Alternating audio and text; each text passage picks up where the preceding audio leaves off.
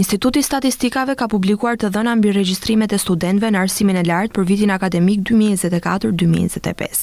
Një nga gjetjet më interesante lidhet me interesin në rënje për programe të studimit të lidhura me këtë fushë. Sipas raportit, rreth 16.000 studentë janë regjistruar në deg të lidhura me kulturën për këtë vit akademik. Megjithatë, krahasuar me vitin e kaluar, numri i përgjithshëm i regjistrimeve në këtë fushë ka shënuar një rënje prej 1.4%.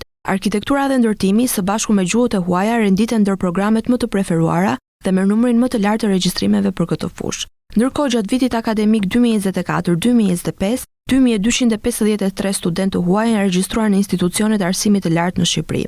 Edhe pse kjo tregon një prezencë ndërkombëtare të qëndrueshme, shifra ka pësuar një ulje prej 1.7% krahasuar me vitin e kaluar akademik. Ndër vendet e origjinës, Italia dhe Kosova vazhdojnë të jenë burimet kryesore të studentëve të huaj, me përkatësisht 51.5% dhe 17% studentë regjistruar. Megjithatë, ky raport vijon të mbetet i ngjashëm me atë të një viti më parë, kur sipas Instat për vitin akademik 2023-2024, 1.9% e studentëve të regjistruar në arsimin lart ishin të huaj.